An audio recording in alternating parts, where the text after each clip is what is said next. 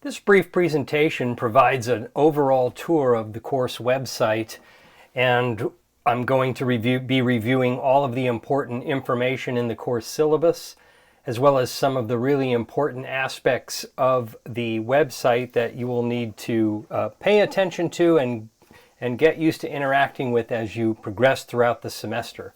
So here I am on the course homepage. And first I want to say something about this that really annoys me, and that is if you hover at the bottom of the site, you'll get a powered by Weebly thing that pops up, and that is new.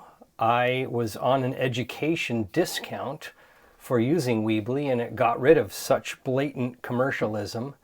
And Weebly recently changed their terms of service, and they did not accommodate teachers the way that they used to. So I'm going to have to find another home. It's just another affront at teaching, and quite frankly, I blame the TikTok and all the bad press we're getting there. So, not really, but so here I am on the course webpage, homepage, and I will be providing announcements every week for the course. And sometimes I will be putting really important information that needs to be updated before a particular week is up. And I will email you that there's a new announcement. I'll give you the information in your email, but I'll also post it on the course website as well. So it's going to be important every week to navigate to the homepage and to just check in on the course and see what is important that you need to be paying attention to. Let's go to the syllabus now. When I hover over this menu, the first thing I see is there's a link to the website tour, which is actually just this particular video here. I can't go to it now because I'm not finished with the video, and that would be extremely freaky if I went there and there was this exact same video already playing. I'm not sure how that would work. There would be a lot of probably smoke coming out of your monitor if that were the case. But let's pop down to the general information. There's a picture of me back when I have my hair in order. I have no office hours. I'm available by appointment, and I can be available either via the phone or I can use Zoom or other video conferencing. I have a static Zoom address that if I ever do need to contact you over Zoom, I'll just be sitting there waiting for you. So there's a link to that Zoom. As far as course texts goes, we have two required texts. The first one is free, and as I mentioned in an earlier email that most of you got, it's not the course text that's listed at the Barnes & Noble website for Radford. This is actually a free textbook that you can download. You can also order it from Amazon, a hard copy if you want it, for about $10. I decided to go back to this book because after reviewing the other one that was adopted, I realized that most of the salient information about the important ideas in the course were pretty much the same with the books. And I'd rather you have something free than something that costs a lot of money. There is a much less expensive textbook that is required, and it's very short. I have a copy of it here. I don't know if you can see that or not. This is Understanding Educational Research. And you don't need this until about well after the halfway point for the course. It's a very quick read, and you're actually just going to use this as a reference. You won't really read this, but it is a really good, concise guide that you can use for one of the projects, for the final project in the course. And it's not very expensive. So I'll put a link to ordering it online for you. I haven't done that yet, but I'll make sure that you get that. You can read through the information about the course overview. I have information about the course projects. It's really divided up into two parts. There's project number 1 has 4 parts to it. It's the same project. You're just going to be building on it throughout the first half of the class.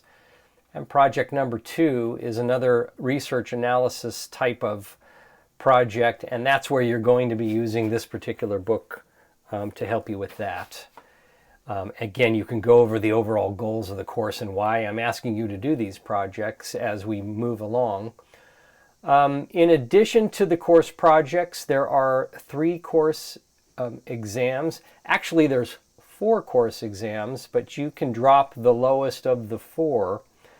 These exams will be delivered within the D2L web space, and they'll each be worth 30 points.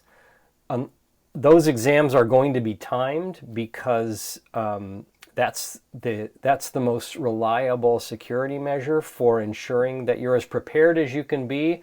You can use any resources at your disposal, but you need to be so good at referencing things via your own practice that you will be able to succeed with the items without spending a week on one item. So unless you have previous accommodations with me, and some of you do, those will be very strictly enforced time limits on the exams.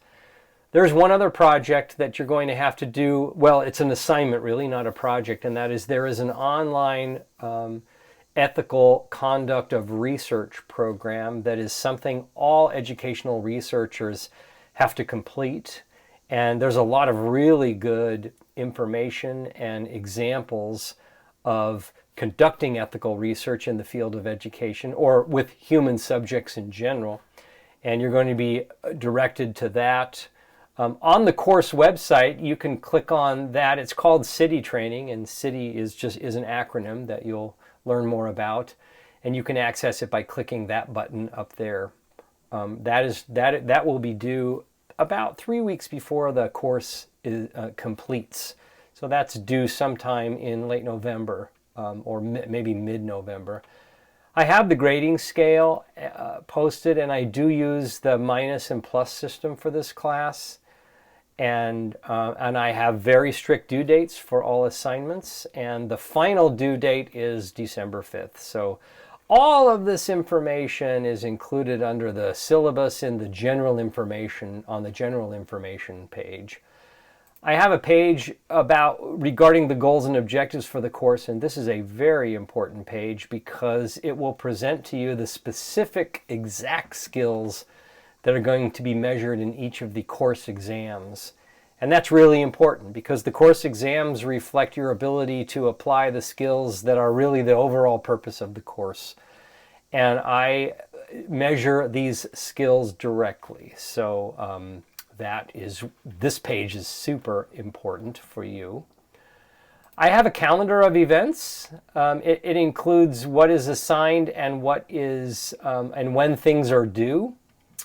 And this may be updated as we move throughout the semester. If so, I will update the update date on this page. So you can always get to that information there. I've got some really good information about what it means to be a graduate student and how reading and writing as a grad student is different from undergrad. And you might want to spend some time orienting yourself to that. And then I have some specific information about me as the instructor for this course. And I've got a file that presents information about me as well as my Vita, which is not loading right now, but it will be once the class gets underway. I have a link to the course introduction, and you'll be directed to this during the first week of class. And I wanted to show this to you because this is how you'll navigate the course. When I ask you to go through the pages in the course introduction, you'll notice that you hover over it, and there they are.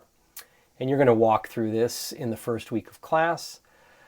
Accessing information about all the assignments is located here, and you'll notice, for example, that for part 1 of the course, there's a specific introduction to the class. There's information about the project. The reading assignments are clearly listed here.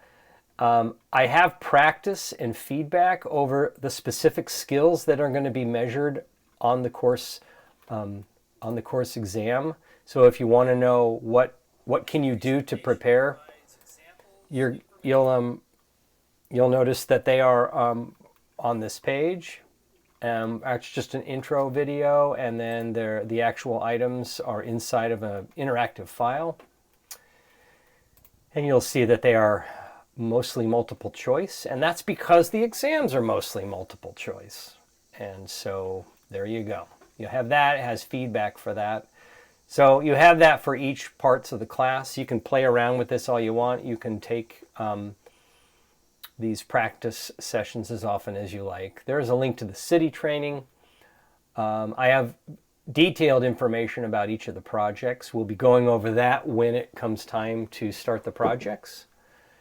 If you want to check your grades, submit an assignment, or take an exam, you'll need to do that in D2L. And I have a link to D2L up here as well. You just click on that. And finally, the last tab in the course are the resources. I'll just show you a couple of things about that. There's information about the course text here. You can download it right here. I've got some other readings that I reference during the class. They're not compulsory, but they support some of the work that you're going to be doing in the class, and it's really good reading. On the course notes page, this is a brand new updated file for you. It's a Word document. You can save it to your computer. It is possible that some of the information in the notes are going to be revised as the semester progresses. The notes are presented in direct alignment with the course learning objectives. So these are very important notes. They are as important, if not more, than the course text. So you'll have to you'll read through that. You may or may not want to print those out, but if you do print them out, just know that if some of the pages get revised, that might change some of the notes that you might want to be aware of. I'm just letting you know that now. But this class does not have any lectures where you need to write anything that I'm saying. Anything that's important enough out of my mouth to take notes over, generally speaking, I've already included them in the notes file. And that's a blessing and a curse, because oftentimes taking notes is an act of processing and organizing information within your own cognitive structures, and you may not benefit as much having them be organized by me. But on the other hand, you don't have to sit there and listen to me talk for hours, which, trust me, is a tremendous benefit.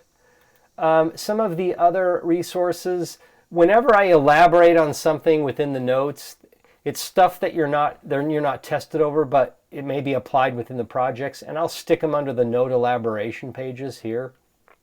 One of these days I have to put those in my actual notes, but I don't have that now. I have information about how to prepare for the course exam. I have some project resources, including an actual example from a student from a previous semester who I thought did a great job, and access to some of the topics that you might want to focus on in your project. I'm going to be giving you a lot of information about the first project next week, so if you read through some of the information and it seems a little bit unclear or nebulous, I recently changed the focus of that project, so I need to do some really good explaining, and I'll do that next week when I specifically go over the project in detail. And then I have some resources for doing your project. I've got links to some of the writing resources, particularly the APA support that you might need as you write your paper. I'll talk more about that when the project comes up. And finally, you'll notice I have a link down here to exam reviews, and I will be, after you take an exam, after I have all the data, I will go through the exam and look at some of the items that students may or may not have struggled with. I'll analyze the statistics on the items that may indicate that some of them are problematic. That's really important for me, especially when I include brand new items in an exam that I've never implemented before. I'll need to ensure statistically that they're functioning the way they're intended. And also I'll just address some common errors that may have been sort of demonstrated in the exam. And I'll put those reviews here on blog pages so you'll be able to ask questions or respond to them there. You can talk to me about your exams, though, in as much detail as you want, either via email or you can call me. I have no issues at all with students wanting to discuss their performance on an exam. Even if you're calling to fuss at me about some item that you thought was unfair or unclear, that's very valuable information for teachers, and I have no issues at all with that. So that is an overview of the course website. I want you to take some time on your own, of course, to go through everything and try to wrap your head around it. And when you're ready, when you're oriented to the material, you can get started in the class by going to the Introduction Part 1, A Case for Mindfulness. So that's how I'm introducing the course this semester. So hope you enjoy it. Good luck, and I will see you online.